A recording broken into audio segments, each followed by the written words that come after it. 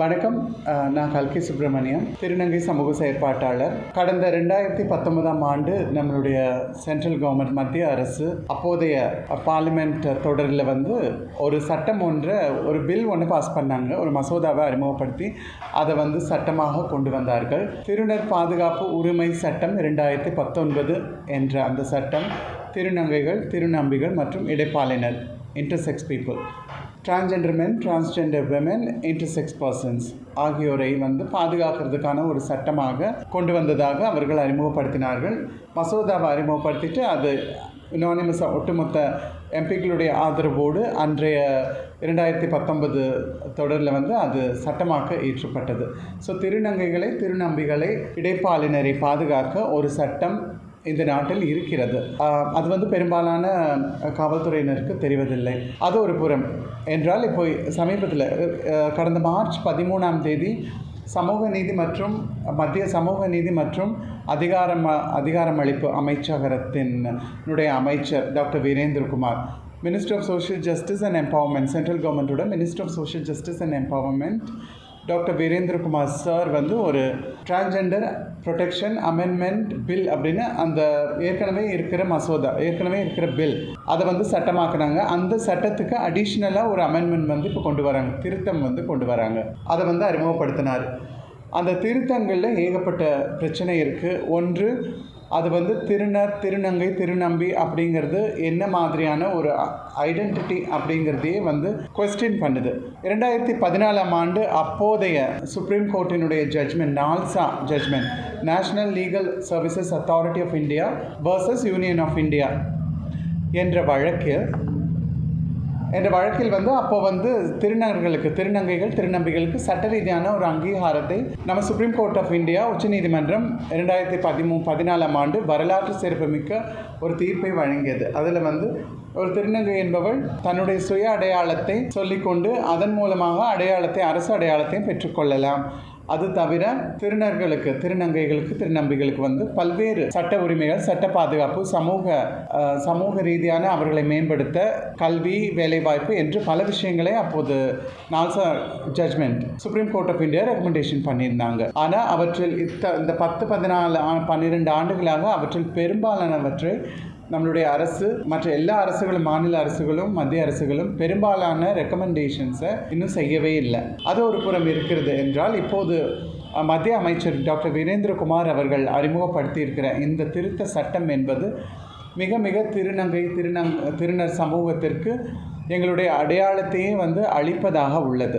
அதாவது ஒரு திருநங்கை அப்படின்னு நான் சமூக நலத்துறை அல்லது வேறு எங்கே நான் சர்டிஃபிகேட், முக்கியமான ஆவணம் மாற்றுவதற்கான சர்டிஃபிகேட் வாங்கணும் அப்படின்னா, ஒரு மெடிக்கல் ஹாஸ்பிட்டல் அவங்கக்கிட்ட, மெடிக்கல் சீஃப் டாக்டர்கிட்ட என்னுடைய பால் உறுப்பை நான் காட்டி அதில் என்னுடைய அவங்க செக் பண்ணி அதுக்கு பிறகு அவங்க கொடுக்குற லெட்டரை நான் மேஜிஸ்ட்ரேட்டை கொண்டு போய் அவர்கிட்ட காட்டி அவங்கக்கிட்ட ஒரு சர்டிஃபிகேட் வாங்கி அதுக்கு பிறகு தான் நான் இதெல்லாமே மாற்றமெல்லாம் பண்ண முடியும்.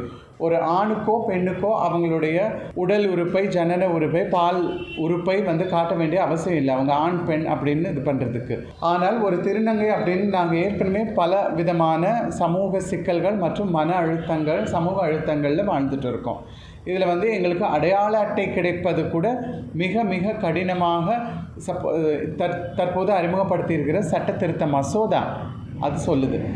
அது தவிர திருநர் மக்களுக்கான இடஒதுக்கீடு, வீடுகள், பாதுகாப்பு, கல்வி போன்ற விஷயங்களிலெல்லாம் கவனம் செலுத்தாது. குறிப்பாக இந்த மாதிரி வீட்டை விட்டு வெளியில் வர்ற குழந்தைகளை forced begging and forced sex work, அதாவது கட்டாய பாலியல் தொழில் மற்றும் கட்டாய பிச்சை எடுக்க வைத்தால் அவங்களுக்கு 10 ஆண்டுகள் வரை தண்டனை அப்படிங்கிற அந்த தண்டனை கொடுப்பதில் தான் இந்த சட்ட திருத்தம் முனைப்பாக இருக்கிறது. திருநங்கைகளுக்கு என்ன தண்டனை கொடுக்கலாம், அவர்களுக்கு எந்த விதமான பாதுகாப்பு கொடுக்கலாம், தற்போது என்ன சூழ்நிலை இருக்கிறது, வீட்டை விட்டு வெளியேறுகிற திருநர் மக்களுக்கு, திருநங்கை குழந்தைகளுக்கு என்ன மாதிரியான பாதுகாப்பு கொடுக்கலாம் என்ற ஸ்ட்ராட்டஜி, என்ற ஒரு முனைப்பான திட்டம் எதையும் அறிமுகப்படுத்தாமல் சட்ட ரீதியாக எங்கள் திருநங்கை சமூகத்தை எப்படி தண்டிக்கலாம் என்பதையும் முனைப்பாக வைத்து இந்த திருத்த சட்டம் கொண்டு வந்திருப்பது மிகவும் வருத்தத்திற்குரியதாக பார்க்கிறேன், கண்டிப்புக்குரியதாக பார்க்கிறேன்.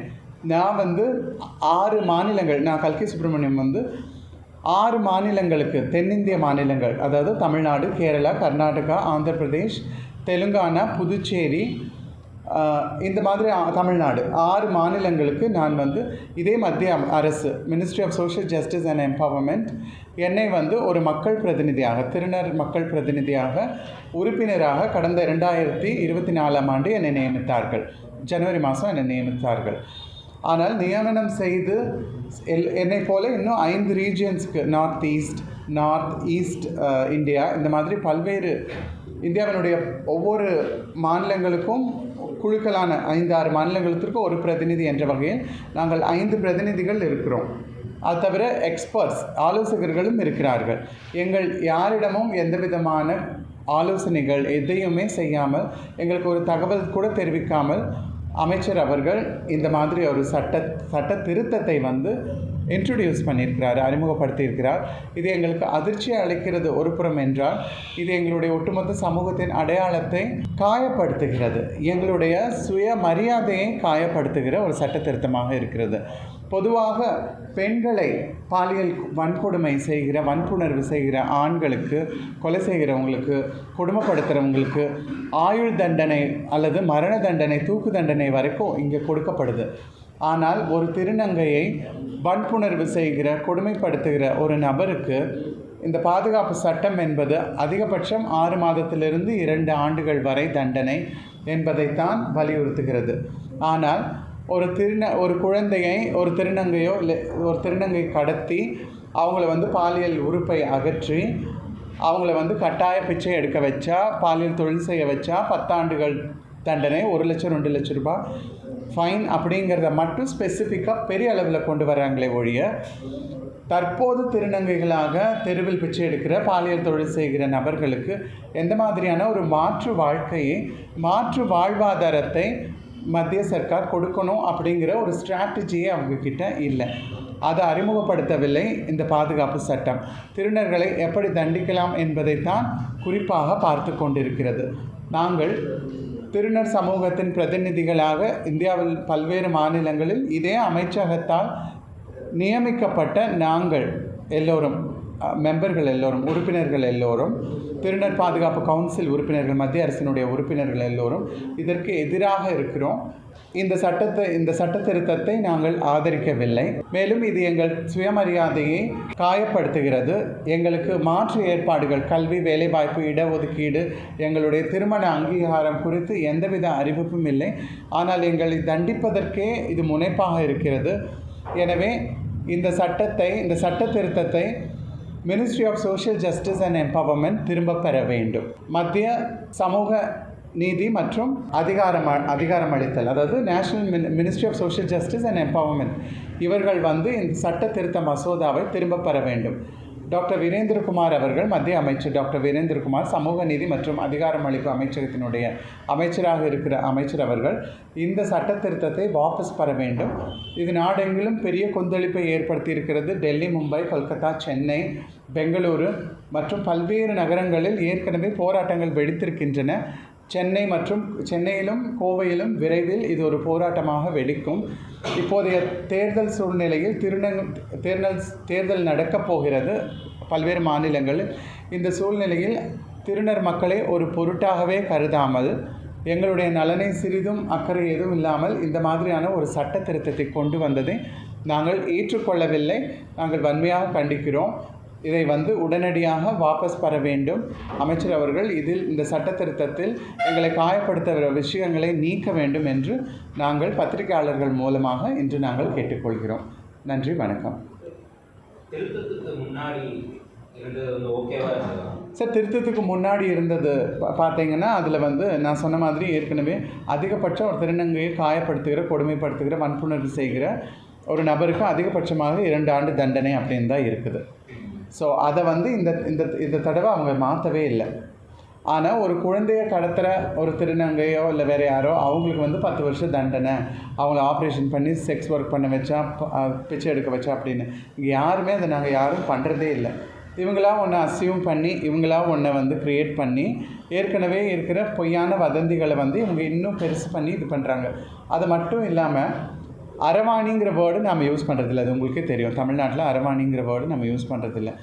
இவங்க வந்து அரவாணிங்கிற வேர்டை இந்த மசோதாவில் கொண்டு வந்திருக்காங்க. சட்டத்திருத்தத்தில் திருநங்கைங்கிற வேர்டு யூஸ் பண்ணலை, அரவாணிங்கிற வேர்டு தான் இவங்க யூஸ் பண்ணுறாங்க. ஸோ இன்னும் அப்டேட்டே ஆகாமல் இருக்கிறாங்க அப்படிங்கிறது ஒரு விஷயம். இன்னொரு பார்வையில் இவங்க வந்து அரவான் அப்படிங்கிறது நம்ம இந்து மதத்தினுடைய சாமி இல்லைங்களா. கூவாகம் கூத்தாண்டவர் கோவிலினுடைய சாமி அரவான். ஸோ அரவான் அப்படிங்கிற அந்த பேர் அரவாணியாக வந்து பல வருஷங்களுக்கு முன்னாடி அப்போதைய டிஜிபி, மாநில டிஜிபி ஸ்ரீதர் அவர்கள் இன்ட்ரடியூஸ் பண்ணது. அதை வந்து மறுபடியும் இவங்க வந்து கொண்டு வராங்க. இவங்க அப்டேட் ஆகாமல் இருக்கிறாங்கங்கிறது ஒன்று. திருநங்கைகளுக்கு பொதுவாக ஒரு இந்து பெயரை வைக்கிறாங்க அப்படிங்கிறது வேறு. திருநங்கை அப்படிங்கிறது ஒரு அழகான தமிழ் பெயர். அது எந்த விதமான மதச்சாயமோ இல்லை ஜாதி சாயமோ பூசாத ஒரு அழகான பெயர். அதை வந்து ஒஃபிஷியலாகவே நம்ம கெசட்லேருந்து எல்லாத்துலேயும் கவர்மெண்ட்டு, முதலமைச்சர் எல்லோரும் யூஸ் பண்ணிகிட்ருக்குறாங்க. தமிழ்நாட்டில் திருநங்கைகளுக்கு, டிரான்ஸ்ஜெண்டர் பீப்புளுக்கு இதுதான் பேர். ஆனால் அவங்க வந்து அரவாணிங்கிற பேரத்தையும் மற்ற மங்கள்முகி, ஜோகப்பான்னு ஒவ்வொரு மாநிலத்துக்கும் அவங்க வச்ச பேர் இதை தான் யூஸ் பண்ணிகிட்ருக்குறாங்க. அதையும் வந்து நாங்கள் கடுமையாக எதிர்க்கிறோம். அது தவிர பார்த்திங்கன்னா இந்த பழைய பாதுகாப்பு சட்டம் 2019 பாதுகாப்பு சட்டத்தில் எங்களுக்காக அதாவது ஸ்காலர்ஷிப் வழங்குகிறோம் அப்படின்னு சொல்லியிருக்கிறாங்க. ஆனால் இது வரைக்கும் எந்த ஸ்காலர்ஷிப்பும் வழங்கலை. திருநர்கள் வந்து படிக்கிறதுக்கு ஸ்காலர்ஷிப் எதுவும் வழங்கலை இது வரைக்கும். அது போலவே ஹவுசிங், இப்போ உங்களுக்கே தெரியும் திருநங்கையில் எத்தனை பேர் வீடு இல்லாமல் இருக்காங்க, போராடுறாங்க. அவங்களுக்கு மத்திய அமைச்சகத்தினுடைய ஹவுசிங் ஃபெசிலிட்டி எதுவும் கிடையாது. இடஒதுக்கீடு கொடுக்க சொல்லி 2010 நால்சா ஜட்ஜ்மெண்ட்டில் இது இருக்குது. 2014 உச்சநீதிமன்றம் பரிந்துரைத்தது. 12 ஆண்டுகளாயும் இன்னும் இடஒதுக்கீடு பற்றி எந்த பேச்சும் கிடையாது. திருநங்கைகளும் ஒரு குடும்பத்தில் பிறந்தவங்க, பெண்களாக வாழ்ந்து கொண்டு இருக்கிறோம். எங்களுக்கும் ஒரு குடும்பம், குழந்தை, கணவன் அந்த மாதிரி ஆசையெல்லாம் இருக்கும். ஆனால் எங்களுடைய திருமணம் குறித்தும் எந்த பிரச்சனையும் இல்லை. எங்களுக்கும் குழந்தையை வளர்த்தி ஒரு சாதாரண பெண் போல் வாழணும்னு இருக்கும். எப்போதுமே நாங்கள் பிச்சைக்காரர்களாக தான் இருக்கணும்னு அவசியம் இல்லை இல்லைங்களா. ஆனால் அதை பற்றியும் வந்து இந்த சட்டம் திருத்தம் வந்து எதுவுமே சொல்லலை. திருநங்கைகளை தண்டிக்கிறத பற்றி மட்டும்தான் அதிக முக்கியத்துவம் கொடுத்துருக்கிறார்களே தவிர, இவர்கள் இப்போ ஒரு திருநங்கை வீட்டை விட்டு வெளியில் வந்தால் அப்படின்னா அந்த குழந்தை வெளியில் வந்துச்சு, இல்லை ஒரு இளம் திருநங்கை வீட்டினால் துரத்தப்படுகிறாள் என்றால் அவளை பாதுகாக்க அவளுக்கு ஒரு மாற்று வாழ்வாதாரம், ஒரு இருப்பிடம் இதெல்லாம் ஏற்படுத்தி கொடுக்குற எந்த விதமான ஸ்ட்ராட்டஜியோ திட்டமோ இல்லை அரசுக்கிட்ட. மாறாக அந்த திருநங்கை வந்து எப்படி வந்து தண்டிக்கலாங்கிற ஸ்ட்ராட்டஜி தான் இருக்குது. ஸோ இவங்க வந்து கரிமாகிரே என்ற பெயரில் தங்கும் விடுதிகள் வந்து தொடங்கியிருக்காங்க சில மாநிலங்களில். புதுச்சேரியில் இருக்குது, அது தவிர வந்து டெல்லியில் இருக்குது, மும்பையில் இருக்குது, இன்னும் சில மாநிலங்களெல்லாம் இருக்குது, அஸ்ஸாம்லங்கெல்லாம். அது எதுக்காக அப்படின்னு பார்த்தீங்கன்னா, வீட்டை விட்டு துரத்தப்படுற திருநங்கைகள் தங்கிறதுக்கு. இவங்க வீட்டை விட்டு துரத்தப்படுற திருநங்கைகள் தங்கிறதுக்கு வீடு கட்டுறாங்க. ஆனால் அப்படி ஒரு விஷயமே நடக்காமல் இருக்க பெற்றோர்களை ஏற்றுக்கொள்கிற மாதிரி சட்டம் இதுவெல்லாம் இவங்க இன்னும் சரியாக கொண்டு வரல. ஒரு ப்ராப்ளம் ஆன பிறகு அதுக்கு சொல்யூஷன் கண்டுபிடிக்கிறாங்களே ஒழிய ப்ராப்ளமே ஆகாமல் தடுக்கிறது அப்படிங்கிற அந்த ஸ்ட்ராட்டஜிக்குள்ளே இவங்க வரல. நாங்கள் பல முறை வந்து மத்திய அமைச்சர்கிட்ட பேசியிருக்கோம், அமைச்சகத்துக்கிட்ட பேசியிருக்கோம். அவங்க வந்து இது குறித்து எந்த நடவடிக்கையும் எடுக்கவில்லை. அதனால் ஒரு மத்திய அமைச்சகத்தால் நியமிக்கப்பட்ட ஒரு உறுப்பினராக இருந்தாலும் எங்களுடைய மக்களினுடைய நலனுக்காக இந்த சட்டத்தை நான் கடுமையாக எதிர்க்கிறேன். ஆமாம் சார். திருநங்கைகள், ஒரு சில திருநங்கைகள் வந்து கட்டாயமாக இளம் திருநங்கைகளை சிலர் வந்து ஃபோர்ஸ் பண்ணி பெக்கிங் பண்ண வைக்கிறாங்க, பாலியல் தொழில் செய்கிறாங்க. ஆனால் எல்லாரும் அப்படி செய்கிறதில்ல, அதையும் நம்ம நோட் பண்ணணும். இப்போ இது வந்து ஒரு மைனாரிட்டி சமூகமாக இருக்கிறங்காட்டி ஒருவர் தப்பு பண்ணுனா எல்லாரும் மோசம் அப்படிங்கிற ஒரு மனப்பான்மை. ஒரு திருநங்கை வந்து பஸ் ஸ்டாண்டில் ஒருத்தர்கிட்ட ரகலை பண்ணால் இவங்களே இப்படித்தான் அப்படிங்கிற அந்த மனப்பான்மையில் தான் இது இருக்குது. இப்போ எத்தனையோ திருநங்கைகள் பார்த்தீங்கன்னா படிக்கிறாங்க, போலீஸ் ஆஃபீஸர்ஸ் இருக்கிறாங்க, லாயர்ஸ் இருக்கிறாங்க. நான் ஹார்வர்ட் யூனிவர்சிட்டியிலேருந்து, Cornell university, British Columbia university, அமெரிக்க அரசாங்கத்தினுடைய ஒஃபிஷியல் கெஸ்ட்டாக 2010 ஒபாமா கவர்மெண்ட் என்னை இன்வைட் பண்ணியிருக்காங்க. அப்படி நாங்கள் ஒவ்வொருத்தரும் ஒவ்வொரு சாதனையாளர்களாக இருக்கிறோம். நர்த்தகிங்கிற படத்தில் நான் ஹீரோயினாக நடிச்சிருக்கிறேன். ஸோ சினிமாவாகட்டும், கலையாகட்டும், சட்டமாகட்டும், மருத்துவமாகட்டும், எல்லா துறையிலையும் திருநங்கைகள் வந்து இன்றைக்கி கொஞ்சம் கொஞ்சமாக அடையாளப்படுத்தி கொண்டு மேலோங்கி சுயமரியாதையோடு வாழ முயற்சி பண்ணிகிட்ருக்குறாங்க. ஆனால் திருநங்கைகள் வந்து கடத்தல் பண்ணுனா அவங்களுக்கு இவ்வளவு ஆண்டுகள் தண்டனை அப்படிங்கிறத முனைப்பாக இருக்கிற இந்த சட்டமும் அமைச்சகமும் வந்து எங்களை மேம்படுத்துகிற, எங்களுக்கு ஒரு மரியாதைக்குரிய வாழ்க்கையை கொடுக்க தவறுகிறது. அதைத்தான் வந்து நான் இந்த ப்ரெஸ் மீட்டில் சொல்கிறேன் சார்.